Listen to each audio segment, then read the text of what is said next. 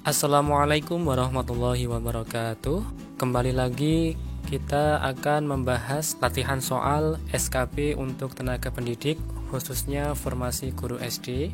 Kali ini materi kita masih seputar kompetensi pedagogik.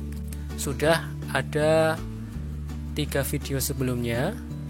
Silahkan bagi teman-teman yang belum melihat, bisa melihat video yang ada di playlist ini atau yang ada di atas link ini. Di sana juga nanti akan ada latihan soal atau tryout gratis. Silahkan diikuti sebelum nantinya melihat tayangan pembahasan soalnya. Jadi setiap hari akan ada latihan soal dan juga pembahasan, di mana nanti akan saya share di grup WA. Jadi nanti yang belum bergabung di grup WA silahkan bisa dicek di kolom komentar.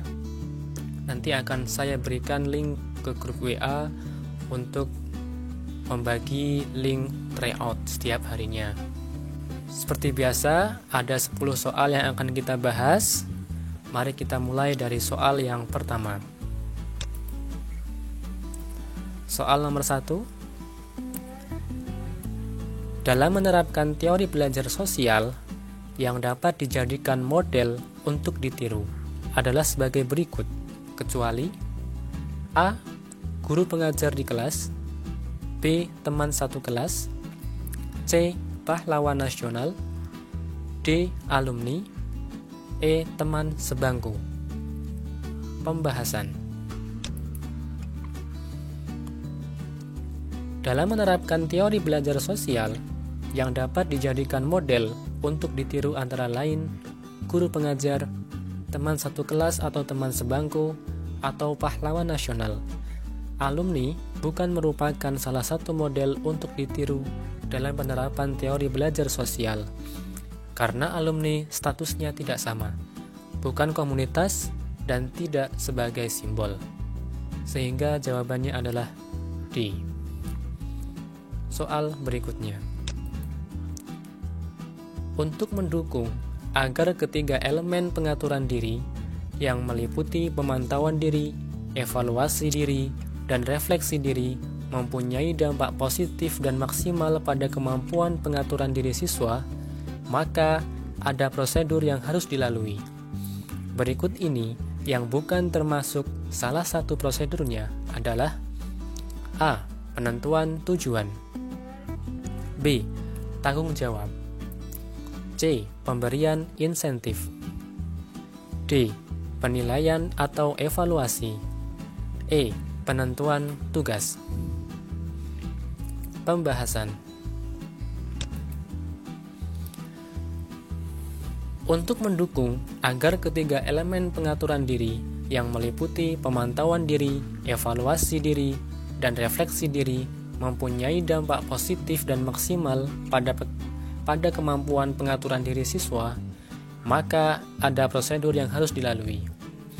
Jadi, yang bukan termasuk salah satu prosedurnya adalah penilaian atau evaluasi. Jawabannya adalah D. Soal berikutnya. Kecerdasan majemuk atau multiple intelligence merupakan berbagai kemampuan atau kecerdasan yang dimiliki oleh siswa untuk A. Menjawab pertanyaan, B. Memecahkan masalah, C. Mengenal semua teman kelas, D. Mengembangkan diri, E. Mengerjakan tugas. Pembahasan. Kecerdasan majemuk atau multiple intelligence merupakan berbagai kemampuan atau kecerdasan yang dimiliki oleh siswa untuk memecahkan masalah. Karena dengan sejumlah kemampuannya itu, maka anak dapat memecahkan masalahnya sesuai dengan konteksnya. Jadi, kecerdasan majemuk merupakan berbagai kemampuan atau kecerdasan yang dimiliki oleh siswa untuk memecahkan masalah. Jawaban adalah B. Soal berikutnya. Berikut ini yang tidak termasuk dalam karakteristik kecerdasan interpersonal adalah A. Mampu bermain dalam kelompok. B. Mampu menjadi pemimpin. C. Mudah berkonsentrasi. D. Peka terhadap lingkungan belajar. E. Peka terhadap teman. Pembahasan. Beberapa karakteristik kecerdasan interpersonal antara lain yaitu 1. Mampu bermain dalam kelompok. 2. Mampu menjadi pemimpin. 3. Peka terhadap lingkungan belajar. 4. Peka terhadap teman. Jadi, mudah berkonsentrasi tidak termasuk dalam karakteristik kecerdasan interpersonal. Sehingga jawabannya adalah C. Soal berikutnya. Pendidikan memiliki beberapa sifat.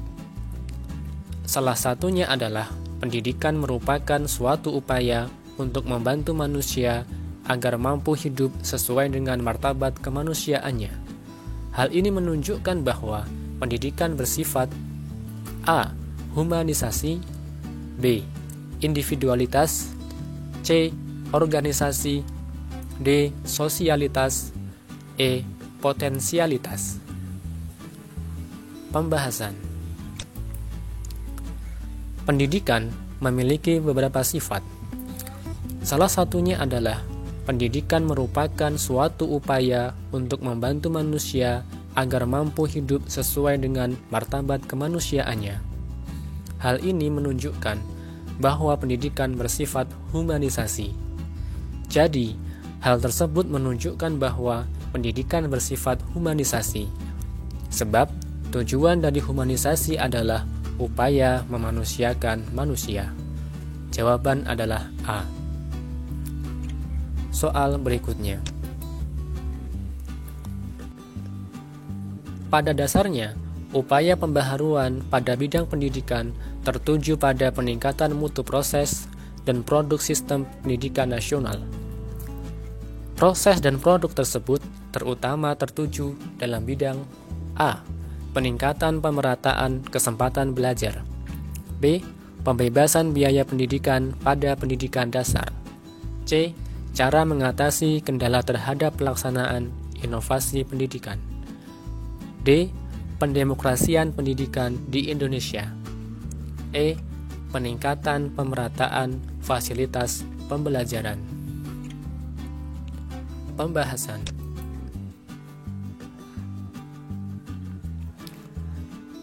Pada dasarnya, upaya pembaharuan pada bidang pendidikan tertuju pada peningkatan mutu proses dan produk sistem pendidikan nasional. Proses dan produk tersebut terutama tertuju dalam bidang peningkatan pemerataan kesempatan belajar. Jadi, proses dan produk sistem pendidikan terutama tertuju dalam bidang peningkatan pemerataan kesempatan belajar. Sebab, dasar dari upaya pembaharuan pendidikan tertuju pada peningkatan pemerataan kesempatan belajar. Jawaban adalah A. Soal berikutnya. Alat ukur yang digunakan untuk mengukur kemampuan afektif siswa digunakan A. Tes objektif, B. Tes berupa angket, C. Tes kemampuan gerak, D. Tes kemampuan fungsional otot tubuh, E. Tes berupa pilihan ganda dan esai. Pembahasan. Alat ukur yang digunakan untuk mengukur kemampuan afektif siswa adalah tes berupa angket. Jadi, suatu alat yang digunakan untuk mengukur kemampuan afektif siswa adalah tes berupa angket, karena angket berfungsi untuk mengukur skala sikap seseorang. Jawaban adalah B. Soal berikutnya. Langkah pertama yang dilakukan dalam mencari nilai rata-rata yang tidak dikelompokkan yaitu A. menjumlahkan skor-skor yang diperoleh. B. Mengalihkan semua skor yang diperoleh. C. Menentukan besarnya jumlah orang dalam kelas. D. Mencari nilai rata-rata dengan pendekatan rumus. E. Menentukan rentang skor terbesar dikurangi skor terkecil. Pembahasan. Langkah pertama yang dilakukan dalam mencari nilai rata-rata yang tidak dikelompokkan yaitu dengan menjumlahkan skor-skor yang diperoleh. Jadi, nilai rata-rata yang tidak dikelompokkan dapat dicari dengan menjumlahkan skor-skor yang diperoleh, karena jumlah skor-skor merupakan pembilang yang harus dibagi. Jawaban adalah A. Soal berikutnya. Ketika proses pembelajaran, seorang guru sering melontarkan pertanyaan kepada siswanya. Hal ini dilakukan sesuai dengan pola dasar pembelajaran yang dikemukakan oleh Jean Piaget, yaitu A. Condition of learning. B. Information processing. C. Cognitive development. D. Social learning. E. Affective learning. Pembahasan. Salah satu implikasi dari penerapan teori belajar cognitive development adalah dengan melontarkan pertanyaan kepada siswa. Berbeda dengan teori belajar yang lain, yaitu 1.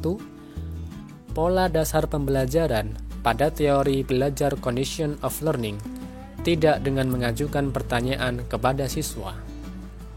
2. Pola dasar pembelajaran pada teori belajar information processing adalah dengan mengaitkan proses belajar yang baru ke dalam struktur kognitif. 3. Pola dasar pembelajaran pada teori belajar social learning adalah dengan pemberian model, penguatan, dan pelatihan ulang. Jadi, ketika proses pembelajaran, seorang guru sering melontarkan pertanyaan kepada siswanya.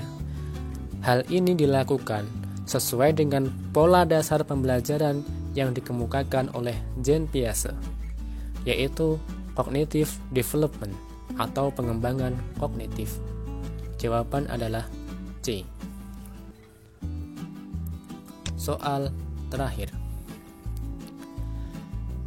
Ada beberapa tahap yang harus dilalui oleh seorang guru ketika mengembangkan strategi pembelajaran. Salah satunya adalah guru menetapkan atau merumuskan tujuan untuk mengukur keberhasilan dari proses pembelajaran tersebut. Apa yang dilakukan oleh guru tersebut ada pada tahap pengembangan: A. Kurikulum. B. Kerangka pembelajaran. C. Sistem. D. Evaluasi. E. Penilaian. Pembahasan.